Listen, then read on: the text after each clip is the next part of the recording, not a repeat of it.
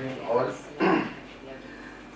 चूँकि हम मुंबई के APCR, महाराष्ट्र APCR, जैसे शाकिर भाई ने अभी कुछ डिस्कशन किया और APCR का इंट्रोडक्शन दिया, तो इस APCR जो non profit non government organisation है, इसके तहत जो हमने महाराष्ट्र और ख़ास करके मुंबई में जो काम हुए, तो मैं उन कामों को उसकी कारगुजारी आपके सामने रखना चाहूँगा।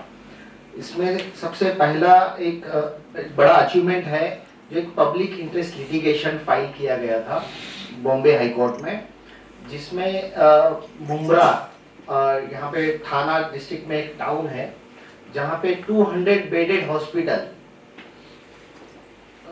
खास करके समाज के वो डाउन ट्रॉडन जो पुअर लोग हैं उनके लिए बनना था 2007 में, और उसका बजट था 35 करोड़, जो कि 2021 आया और वो बजट गवर्नमेंट का गया 140 करोड़, और इतने सालों में वो हॉस्पिटल शुरू नहीं हुआ।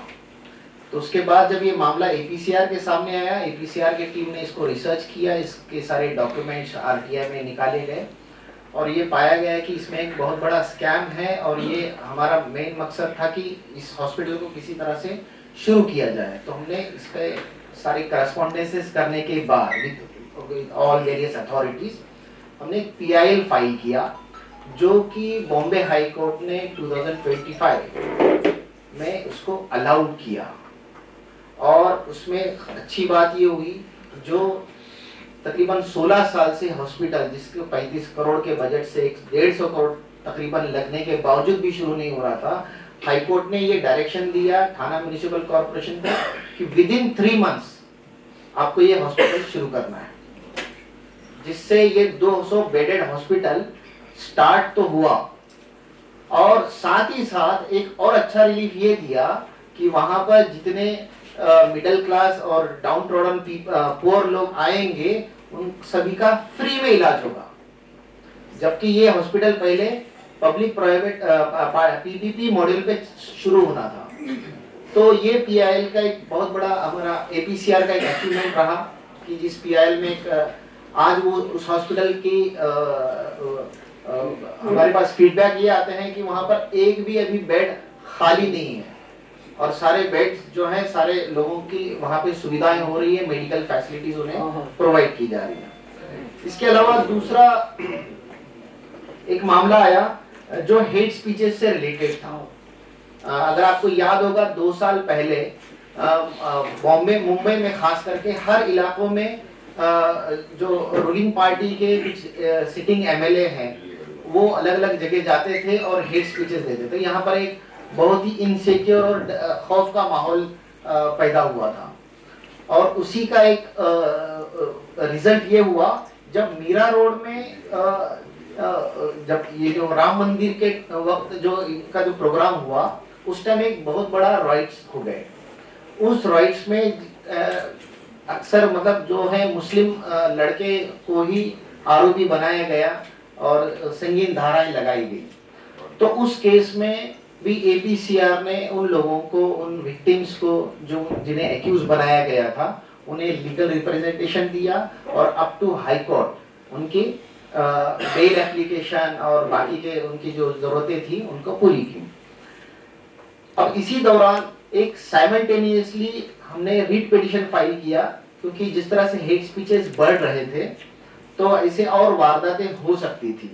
इसके मद्देनजर हमने यहाँ के स्टेट DGP और मुंबई पुलिस कमिश्नर, इन सबको रिप्रेजेंटेशन दिया, थाना पुलिस कमिश्नर को रिप्रेजेंटेशन दिए, और अल्टीमेटली ये एक्सपेक्टेड था कि कोई एक्शन होना नहीं है, इन हेट स्पीचेस का कोई FIR रजिस्टर नहीं होना है। जबकि सुप्रीम कोर्ट ने जो शाहीन अब्दुल्ला जो फेमस जजमेंट है, जिसमें क्लियरली डायरेक्शन दिया था कि जहां पर भी आप हेट स्पीचेस पाएंगे, ये पुलिस की फर्स्ट ड्यूटी है कि वहां पर पहले वो कंप्लेनेंट का इंतजार ना करें, खुद होके FIR रजिस्टर करें। तो इस तरह के जजमेंट होने के बावजूद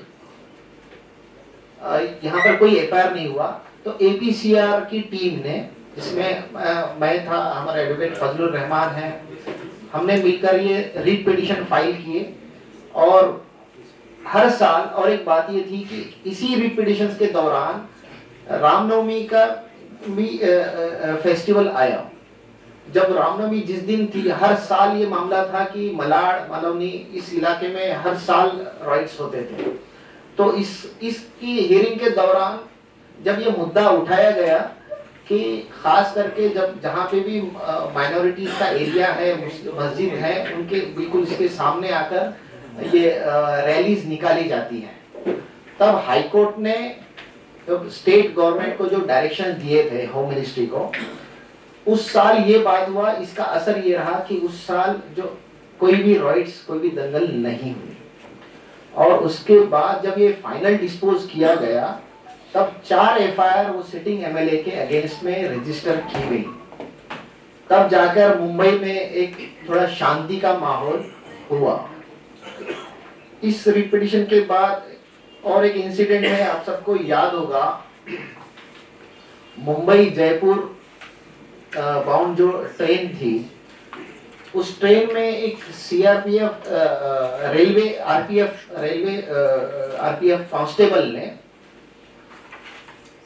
अर्ली मॉर्निंग सारे पैसेंजर जो सोए नींद में थे उन्हें उठाकर उनका आइडेंटिफिकेशन करने के बाद कि ये माइनॉरिटी कम्युनिटी से है, उसको उठा के उसने शूट किया।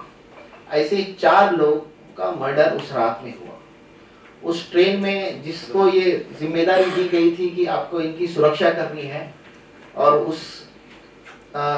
उसके भरोसे जो सारे पैसेंजर सोए थे, वही सुरक्षा रक्षक उनका भक्षक बन गया और 4 लोगों का मर्डर हुआ। उस केस में भी सर हम जो विक्टिम्स हैं उन्हें रिप्रेजेंट करते हैं जब से वह एफआईआर रजिस्टर हुआ है, और आज भी उसका ट्रायल चल रहा है।